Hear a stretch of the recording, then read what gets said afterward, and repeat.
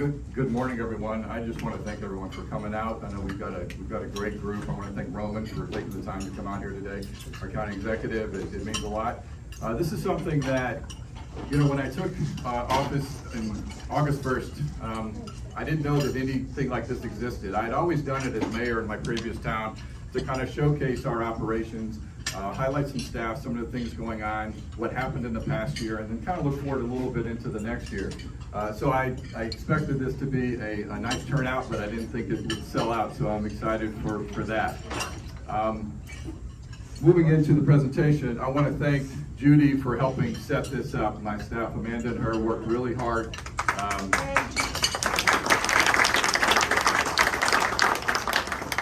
To get this set up, and so it's a little challenging for a presentation, but we're going to work through it. So we have on your table, there's a QR code for a new My Alamorada app. So this app is not just for today. This app gives you notifications for weather alerts. It provides things going on within the village from a programming standpoint. But today it also has all of my slides. So while I discourage people from staring at their phone, typically when I'm presenting, I would encourage you today to download the slides if you can't see a screen. So that is available for you to download and look at today. So when I took the job in May, I spent a lot of time watching meetings, and there seemed to be a regular theme at the meetings of, well, let's just wait till Ted gets here. and so about a month after on the job, I actually saw this sign sitting up on one of the cubicles. I had no idea it was there, but I guess it had been there since May, and I just realized it. So I thought it was kind of a funny way to start. So, and I always like to start my presentation on a little lighter note. So one of the things that I have walked around the last 4 months saying all the time, and there's usually something that comes up every day, is you're not in Ohio when. So I've picked 5 of them to share with you to get this kicked off today. First one, your iPhone has 467 pictures of sunsets and sunrises collected in a 4-month period. And I'm just going to be honest, I can't really tell the difference in the sunset or the sunrise on my phone. So. 2, your annual budget for winter operations includes $110,000 to light up jellyfish instead of purchasing 7 tons of road salt for winter.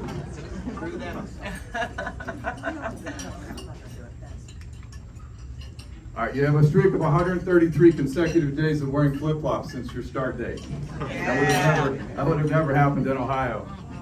All right, number 2. You see 10-foot by 15-foot campaign photos of council people on the back of Miami-Dade buses. We do not have that kind of budget up in Ohio for a council seat.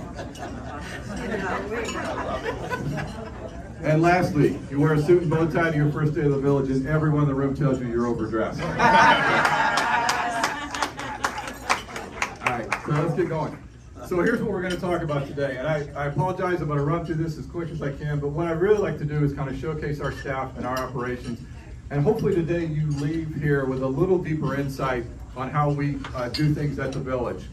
There's a lot of services that happen behind the scenes all the time that I think the residents don't know or may take for granted, but there's a lot of hard work and people behind it.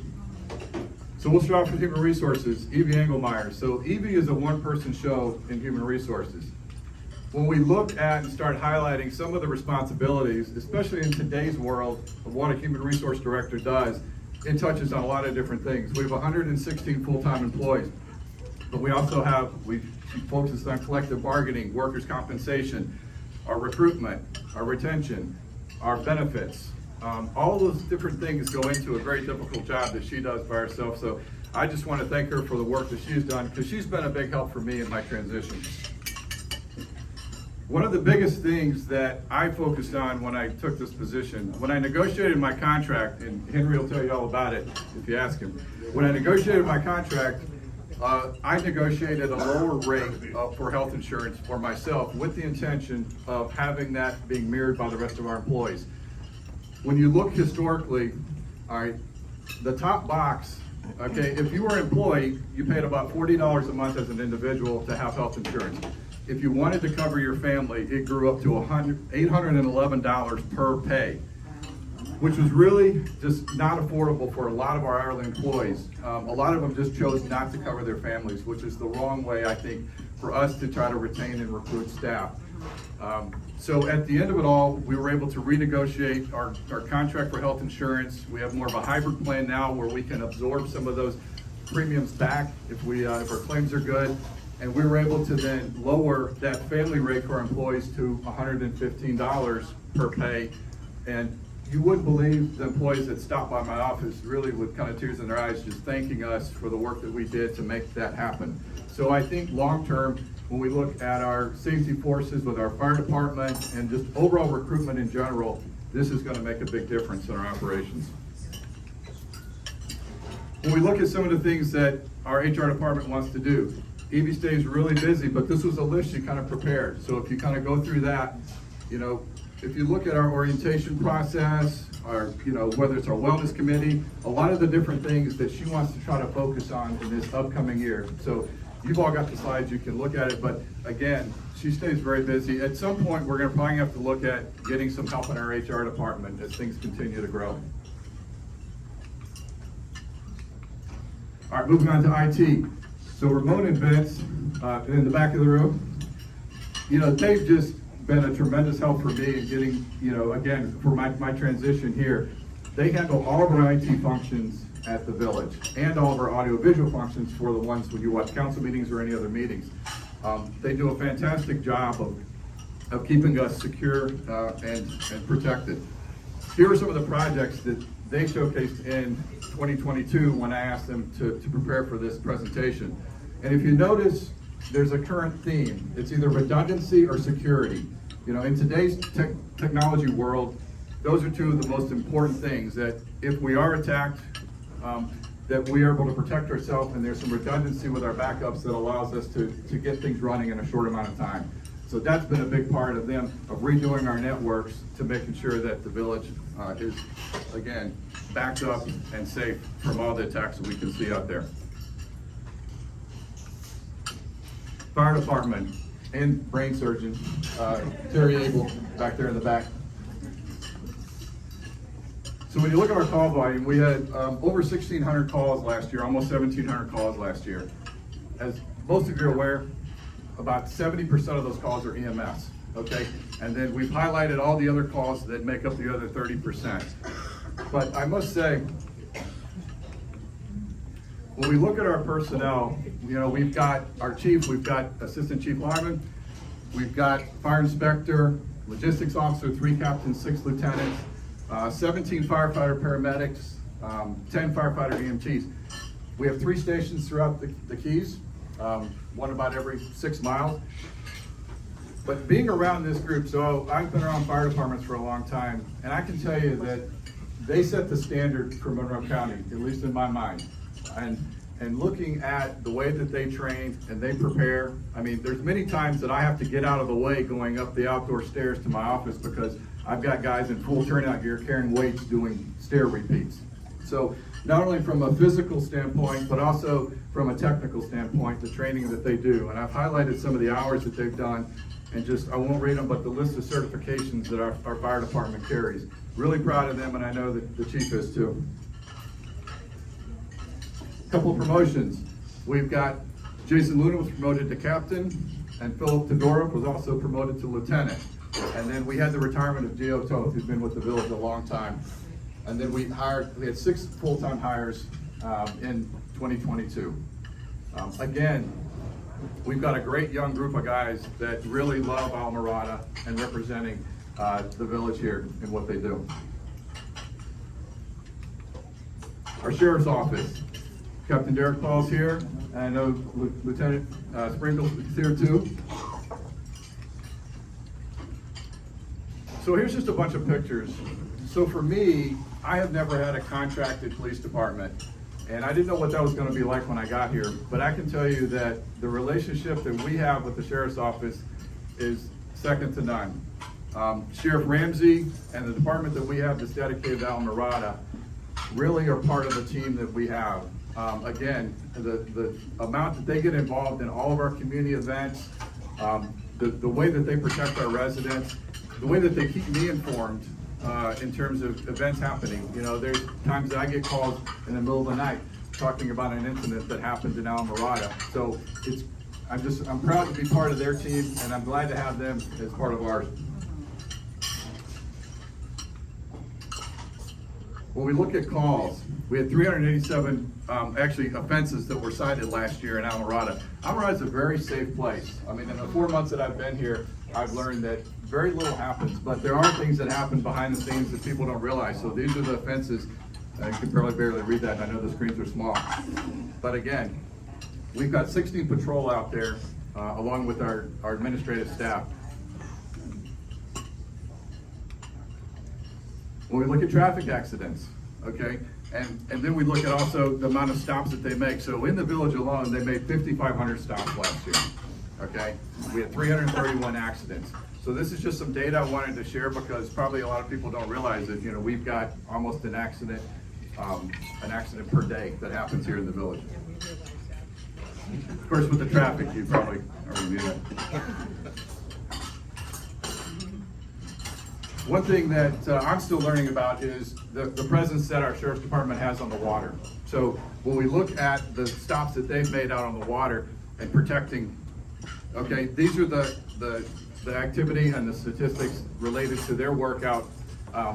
You know, and I know they spend a lot of time also with some of the special events that happen. The race that we do to the lighthouse, the swimmer race. You know, there was a whole sheriff's staff that was involved in that along with FWC. All right, moving on to our clerk of council, Marty McGrath. Marty has done a fantastic job. She started a little bit before me and came in with ideas on how to really change the way that we do things. One of the biggest changes that we've made so far is that her and Vince researched and selected a company that will help modernize the way that we prepare our agendas throughout to make it easier for our staff as well for her, and also to make it easier for the residents as we push things out. So we contracted with Civic Plus, and Civic Clerk is a software that we're actually going through the first run right now. I know it's a little bit challenging, but we're going through that right now to push out this next agenda for January 19th. And then Civic Plus Media, this is going to be a software that will allow us to have our agenda on our website, and for residents to click on, if there's say one piece of legislation you're interested in, you can click on that piece of legislation and it'll take you exactly straight to that video segment. So from you know, rather than trying to scan through a whole council meeting and find something, you can now click on an agenda item and you'll be able to watch it right there. Environmental resources, Peter Frezza. So Peter has been a tremendous resource for me. When I was in Ohio, I was kind of in an operational bubble. I handled all my day-to-day operations. I didn't have to have many contacts from an environmental standpoint to regulatory agencies or anything like that. Ohio, we're just, you know, doing what we need to do. Here, I'm starting to learn that everything we do here in the Keys is connected to some type of regulatory agency. So Peter has been my backstop in terms of helping educate me on a lot of the different organizations that we filter things through as we try to get things done here in the village. When we look at some of our conservation properties, Key Tree Cactus, Plantation Tropical, Green Tea Turtle Hammock. So these are areas that I know he focuses on a lot that we're really proud of, but I've showcased some of the things that are going on there in these slides in terms of additions. I know that Key Tree Cactus is closed right now. We're updating restrooms, so that's going to be closed for a few months as we do some of those construction projects. A lot of these are funded by grants. So Peter does a great job of getting money to be able to do some of these projects. Other areas that he focuses on, canal restoration. So Stewardship Act funds, we're able to tap into to do a lot of our canal restoration program. And here are ones that are currently going on that are either in the design phase or we're you know, currently underway. And then also, when you look at marine resources, we have assisted different communities. We've worked with Port Antigua. We're currently working with Port Antigua on some buoy system out there that's going to help with a no vessel zone that's already in place, but to try to make it better. There's Papa Joe's that's going in. We're looking at putting in buoys. We've got approval to put in buoys there for a no wake zone. So these are other things that Peter gets involved in. He's a very busy guy. One of the last projects I'm really excited about is our break wall. I believe that was destroyed in Irma, and this is going to be restoring that whole entire break wall that's by our marina at Founders Park. Another area is resiliency. So this is an area that, again, in Ohio, I didn't really have to look at too much of climate change or sea level rise. This is something that I've tried to learn a lot about. I was able to go to the Leadership Summit on climate change in Lauderdale.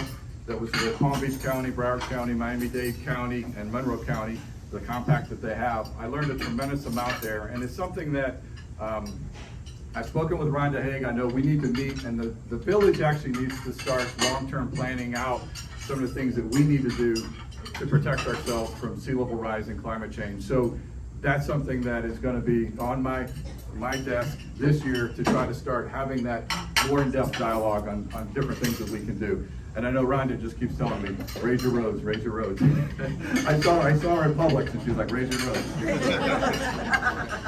So I'm going to meet with her to have a formal meeting to see how we can start planning that. Our planning department, Dan Glizio, so I think he's in the back of the room. So one of the things that we've done recently, if you've noticed the introduction, so when we lost our assistant director of planning, I came to Dan and said, look, these are opportunities for us to really take a look at departments and see what we can do to then structure your department to best fit the needs, both long-term and now in short-term of how you operate. And so one of the things we did is we brought in Jennifer DeBourbriand from Massachusetts, and we looked at some title changes. So we've got Development Service Directors is Dan's title, Jennifer's now Planning Director, and then as we look at our full-time staff, one of the things that we're going to add is an in-house engineer. I've always operated with an in-house engineer. I know Dan has, Jennifer has. I think that's something that could really help make the village more efficient as it relates to processing our plans and reviewing our plans. It just really will help all of the development that goes on, as well as help us internally, and to get someone in long-term that can start developing that historical knowledge of the village and how we operate. So this is something that we're focusing on right now, and hopefully next year at this time I'm introducing a new engineer that's on our staff. Our biggest topic here is our residential BPAS system. When you look at what we've done over the last 20 years in terms of our allocations, we've had about 605 allocations distributed. To date, we have 52 left. This is one of the most challenging things that we deal with, is trying to find and make, if there's any changes from our code that will equitably, help distribute these final building permits to individuals. I know you've got market rate distributions, you've got market rate with lot dedications, we've got affordable housing that we're dealing with. So this is something that's always been a topic every day of our planning department and of our residents that are part of this system. I threw this up, most of you probably can't read it, but our comprehensive plan, and I put this up because our planning department here, I think, is unique because the keys are unique. Planning is different here. In Ohio, I didn't spend much time talking or dealing with planning because either you met our code or you didn't. If you didn't, we sent you away and you came back when you did. Here, every property is different, every size is different, every parking issue is different, every landscape issue is different. There's relaxations that need to be made. There's, it's really challenging. And then when you throw on top our comprehensive plan, when we say, to create a comprehensive plan to reclaim the keys by conserving, preserving, and retaining our remarkable assets, all right, that's a big challenge. And then also looking at understanding the ecological limits of our keys and prohibit any further degradation of our natural resources. Those are things that our planning department keeps in the forefront of their minds all the time. And sometimes it's hard to translate that to a developer who just says, I've got land, it's mine, I want to develop it. So that's the difficult balance that we have, I think, in our planning department. This is a short list of code amendments that has been identified that we need to make. So as Dan has dug deeper and seen some of the unique situations that have come in front of his desk, there's just some irregularities and inconsistencies in our code. So this is some things that we're going to be working on pretty aggressively in 2023. And our building department, Sheila Denoncourt, she does a great job. So I know everyone in the village that is in the construction world really fears her and respects her. So, no, I'm just kidding. She does a fantastic job. Her and Dwayne, you know, our building department, I've had so many compliments on Sheila and the work that they do. You know, they're challenging. Our, you know, inspections are challenging, but she's fair and she's respectful of all those that are trying to build here in the village. Yep. When we look at her staff, she's got 10 full-time staff. We currently contract out 3 of our inspectors. I'm trying to get us to slowly start adding our own full-time inspectors. It's difficult. The keys are difficult to recruit and get people down here. One is affordable housing. A lot of those issues that relate to everything that happens here in the Keys also pertains to us and our operations. But when you look at the level of work they do, I mean, they average about 10,000 inspections a year and about 6,000 plan reviews. So it's a very busy department. Some of the priorities, it's updating our floodplain ordinance. This has been something that's ongoing. It's going to help our CRS rating. One of the things, our watershed management plan, we've got a grant approved for that, so we're going to be working with that. I'll talk a little bit about it, but our LIDAR project, that's going to help set all of our elevations. So that's going to feed into the vulnerability study that's under Peter's department that I probably had on the screen but didn't mention. And then also the watershed management plan. All of those are going to help the CRS rating and reduce us down from a 5 to a 4, which is significant for some of the premiums that the people have to pay here. So a couple other of the goals for 2023. Code enforcement. Carlotta. So, Carlotta, no one likes to see Carlotta coming. No, I'm just Carlotta and her team do a great job. Paul and Gerardo, their team does a fantastic job, and they juggle so many different things and get pulled in so many different directions because code enforcement means a lot of different things to a lot of different people. So there's times I go down there and I say, hey, pull up this property, I need to go check this out, and you know, then they go take care of it. And it may have something to do with code or it may not, but you know, they're the ones with the feet on the ground out in the community doing a lot of great things. Here are the cases that we had in 2022. So 114 were building code. I think we had 87 that were illegal short-term rentals. But here are the different cases that they dealt with. And for me, I think it's better for us to be proactive than reactive, especially in code enforcement. Some people don't agree with that. In the Keys, it's challenging because, you know, I think for so many years prior to the incorporation, things just happened here. I mean, I kind of joke, I was like, people come out of the mangroves, they build something, and they go back in, you know? And then we have a new business in town.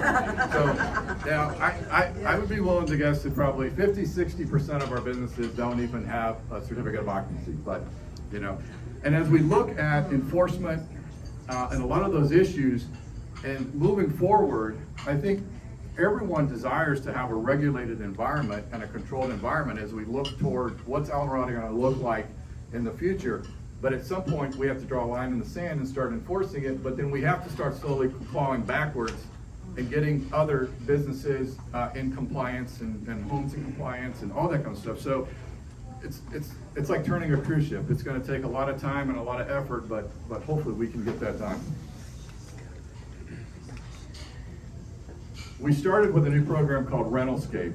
So Rentalscape is not the end-all be-all to fixing our illegal short-term rental. It is just one tool that helps them start what would be an investigation on a short-term rental. So it flags certain properties that allows them to start investigating certain short-term rentals that aren't part of our program.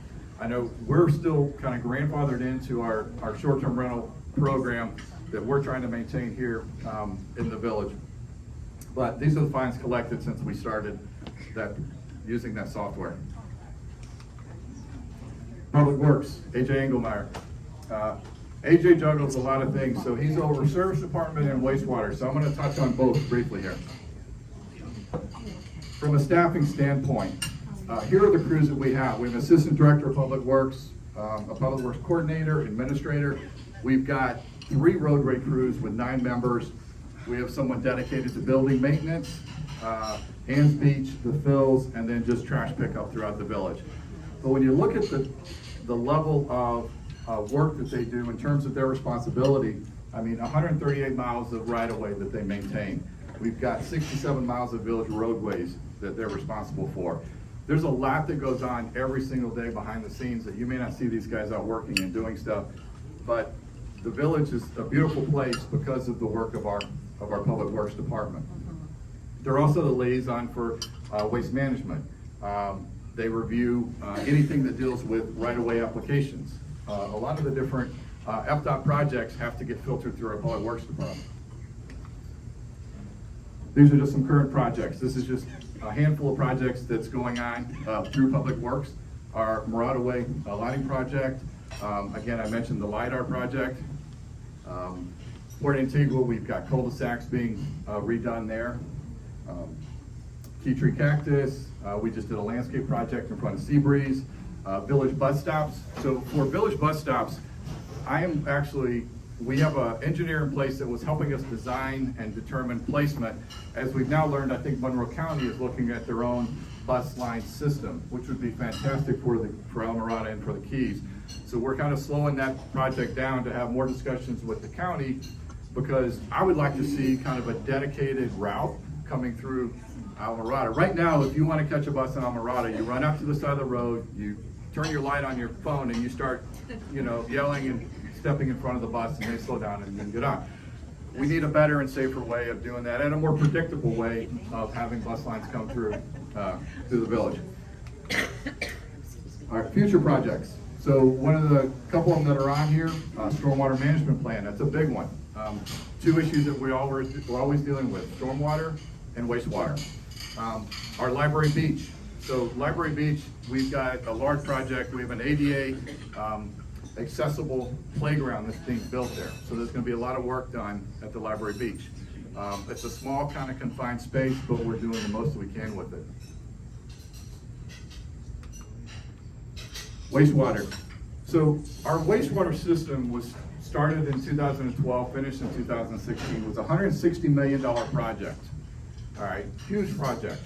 All right, approximately 90 million of that was taken on by the village. So today, our current debt on our wastewater, on that particular project, is 60 million. So in 6 years, we paid off $30 million of that particular project, which I think is a huge accomplishment. Coming from where I came from, that would be unheard of, to be able to pay off that much debt in that short amount of time.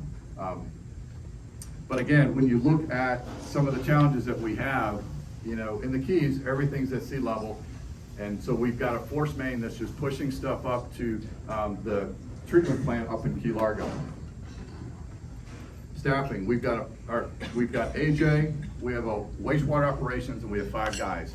So these 7 guys control all of our wastewater operations, which is a huge feat for them to do on an annual basis. The knowledge that they have of this system is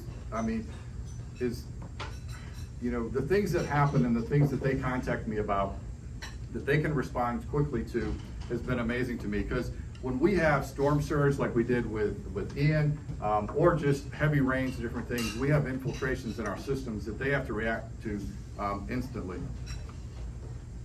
These are some current projects, and these are just simple projects that are going on, but they take a lot of effort and a lot of work. When you're talking about replacing valves in an ongoing force main, okay, there's a lot of work that goes on to doing that.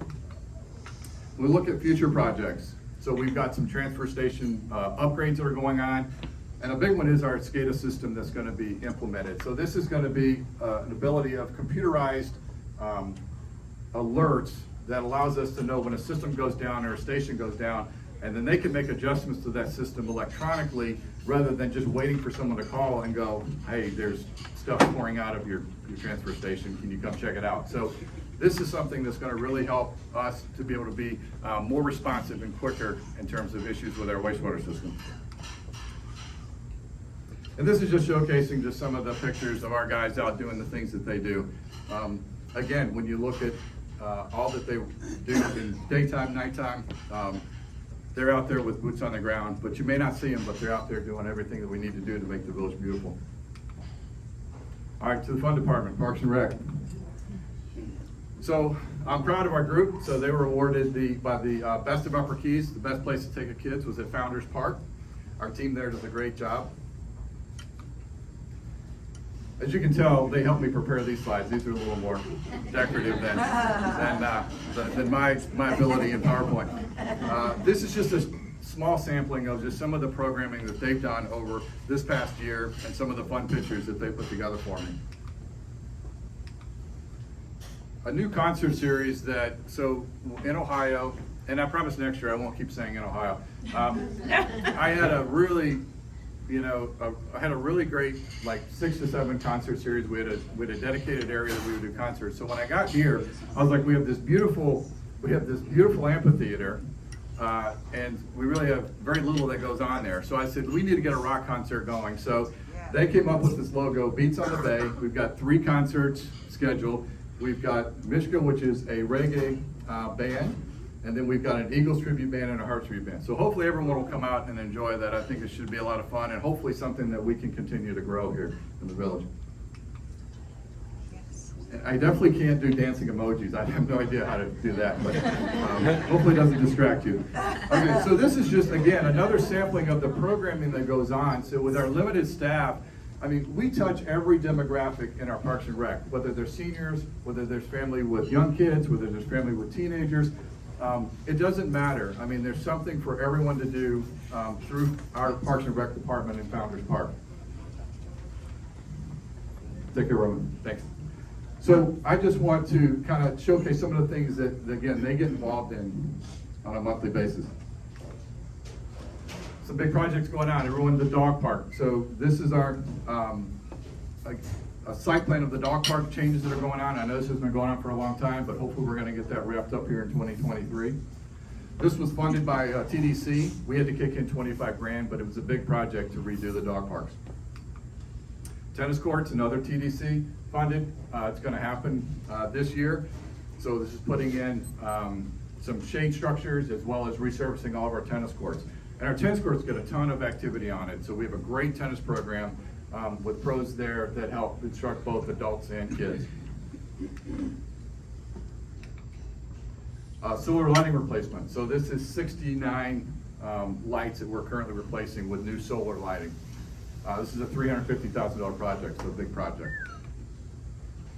And again, just showcasing, again, some of the fun events that they've had. I thought it was hysterical.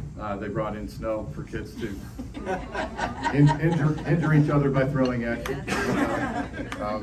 We'll have to reevaluate that for next year. I heard there was a lot of black eyes. But again, when you look at whether it's pickleball or you look at yoga on the beach, I mean, we have that park itself hosts such a tremendous amount of activity that enhances the quality of life here in the village. And this was one of the funnest events. So my staff got me to dress up as Doctor Strange in a one-piece spandex outfit. And I've never done that before. All of my 13 years as council and mayor, I've never dressed up at a costume for any event. So 2 months in, they talked me into doing this. So if you look at your slides, that picture is not included on your slides because there's no way I was going to let you leave for the day. That picture of me in a spandex onesie. All right, our plantation yacht harbor. So Lisa Watts, our dock master, she wouldn't let me take her picture. So, but anyway, she does a great job. She does a great job managing our marina. It's full right now. When you look at our marina, it's an enterprise fund. So for those that don't know, when we charge residents a rate as a business, we have to set up separate enterprise funds. So this enterprise fund, again, it's one of our healthiest enterprise funds. We have about 1.6 million in reserves. Last year it did 1.7 million in revenue with 1.5 in expenses. So we were $200,000 to the good last year at our marina, and it's currently full with a waiting list. So it's a great benefit to the residents. It's a great benefit to those that use the marina. Again, and I just wanted to showcase it a little bit.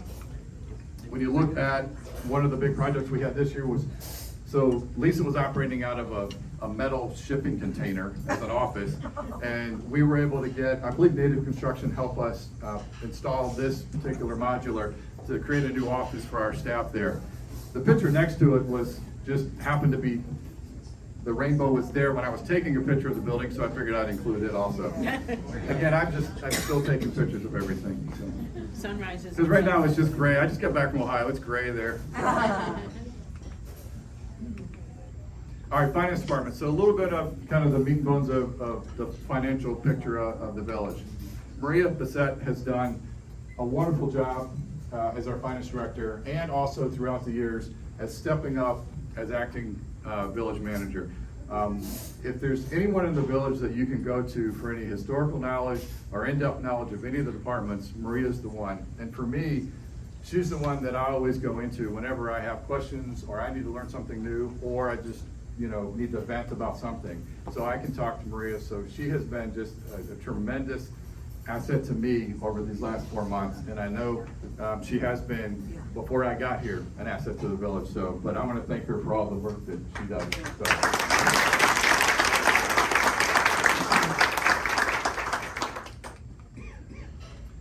So with the staff, we've kind of showcased it in a little more depth on the financial side. Here's the key staff that help contribute to what our finance department does on a daily basis and an annual basis to help keep us clean audits. We included the human resource director because there is overlap for human resource directors who handles payroll and a lot of the functions as it relates to our reporting, our workers' comp, a lot of those different things which are really finance functions, but EB takes on a lot. But here are some of the key positions that we have in our finance department. We have a wastewater and capital projects accountant that strictly stays on top of all of those projects that we have going on. Mary, procurement and grants administrator. She's the one who's, it's great to announce when you get a grant, but there's so much work that goes on behind the scenes getting that grant and then maintaining that grant. It's very difficult. I mean, we have to continually fill out different reports to show that there's been, progress in the work, and so all that goes on behind the scenes that the residents probably just don't even realize happens. They think, oh, we get a grant, we get a big check, and we start building, but no, it comes out slowly, and we have to fight for it even throughout the whole process. And then, of course, the work that Maria does, again, is spread across the whole village. And I always talk about, really, when you look at kind of a dashboard of what happens in a municipal operation, everything starts with finances. Nothing happens without the financial piece. So extremely important. When we focus on our general fund, so our general fund handles all of our main operations. And you look historically, we went back 2013, and you look at our general fund balance. So these are the reserves we've had. We've slowly built them up over the years. And you can see, of course, Irma was devastating. And I wanted to show this. I think this is really important to show because there was a lot of talk this past year about our millage and using rollback rate and a lot of different things. I've also showcased some of our total funds and our other funds besides the general fund on the side here. But for me, this past year, we had, our starting balance was 10.3 million. We finished at 11.3. So we run very lean operations here. And part of that is, we try to maintain the budget that we have or maintain underneath our budget, which is we typically do. And so here was our total revenue and our total expenses for this past year. When we look at millage, again, historically, we've been pretty consistent with our millage. We've ranged from 2.5 to 3.2, and then the last 3 years we've been at 3. I was a proponent of maintaining our millage, even though I know we took increases in our property values. But for us, having a strong financial reserve is crucial. When you look at, Irma cost us $15 million. Okay, that's a huge number for a small village. And if some storm, if Ian had hit us directly, our reserves would be gone. And so for me, I understand that it's difficult sometimes for when you look at taxes and you look at the changes that have been made into the home values. But again, for our operations, the healthier we are financially, the better positioned we are to handle uncertain events that could happen to the village. When you look at the revenue collected, we've slowly increased. And again, one of the things that I want to showcase is our operations are staff driven. All of our services that we provide to the village residents are based on our employees.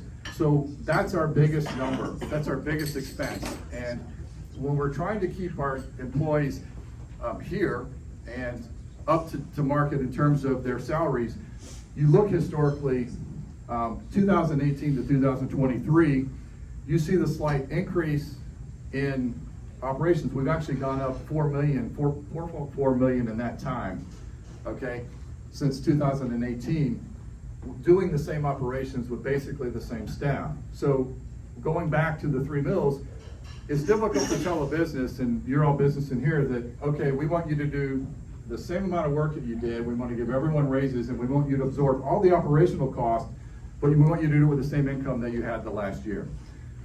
That was another one of the reasons that I wanted to make sure that we maintained our 3 mills, is that as we see increases in our operational costs, and especially on the staffing side, which is about 60% of our budget is our staffing, that we make sure that we can be in a position to, again, continue with those annual salary raises and the different things to keep our staff where they're at.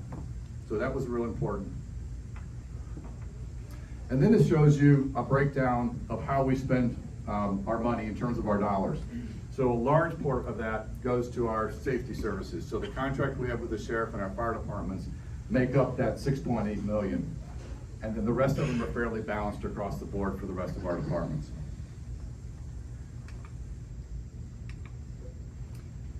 So our village attorney, so when I came in, we were under a big transition as it relates to, we had an in-house attorney that was leaving at the exact same time I was coming in. And there was a firm called Weiss that I guess we worked with before. Well, John Quick is our representative from Weiss, and I can just tell you that it's been great working with him, and the amount of guidance that he's given us, and the quick response that he has to things that I need and our other village staff needs has been tremendous. So I wanted to thank him. I don't have any slides because all that's confidential. I can't share any of that with you. And then Amanda Marin. So Amanda is my executive assistant as well as our public relations specialist. She does an amazing job. She came in a couple weeks before I did and tried to get everything in order so that when I came in it would be a seamless transition, but does an amazing job keeping my life in order. So if you ever need me for anything, you're better off just calling Amanda, and she plans out my public life here. But here's some things that she's working on. So the Mile Mirada app, it's a big one. That's, again, hopefully all of you downloaded that today if you didn't have it already. She manages all of our social media. She works with Carlos on our Almirada social. She is currently going through a lot of the formal public information officer training with FEMA. So not only is she just doing the internal kind of public relations stuff we need her to do, but she's also setting herself up to be that PIO officer when we have those large-scale EOC operations going on for storms and those kind of things. So, you know, I commend her for wanting to do that, and I've been supportive of her. She's got more training come up at the end of this month, but has done a fantastic job for me. I also want to thank council. So we've got council members here today. We got Mayor Buddy Pender, Elizabeth Jolin, we've got Henry Rosenthal, we've got Mark Gregg in the back, and then Sharon Mahoney. So I just want to thank them for the work that they do. You know, I'm excited about our new council. I'm excited about what we're going to do in 2023. We've got a cohesive group. Now that the election's over, things are calming down, and we're all kind of focusing on the different things that we want to see happen in 2023. I have discussions with all of them all the time. So I'm excited to be part of their team, and hopefully they're excited about what we're going to do here in 2023. But then I also wanted to point out Pete Batchelor and David Webb. So they were part of the group that brought me in here, helped me fulfill a dream I've had of being in this area. And so I wanted to thank them for the work they did while I was, you know, before me and while I was here, because I think hopefully the residents appreciate the time and effort that any councilman puts into the work they do, because it's not an easy job. And then I have to thank my wife, Sharon.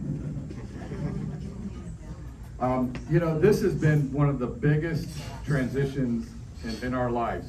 So she was born and raised in about a 3-mile area in Ohio, met me in high school, and never thought that I would drag her across the country to the Florida Keys. But I just want to thank her because she's allowed me to, you know, follow my dreams both professionally and personally, and end up in a place like this. You know, God has all different kind of plans for us, and I think, you know, she's been so supportive of everything that we've tried to do. She might give you a different answer, but again, I have to thank her because we've been on this journey of life together since we were 15 years old.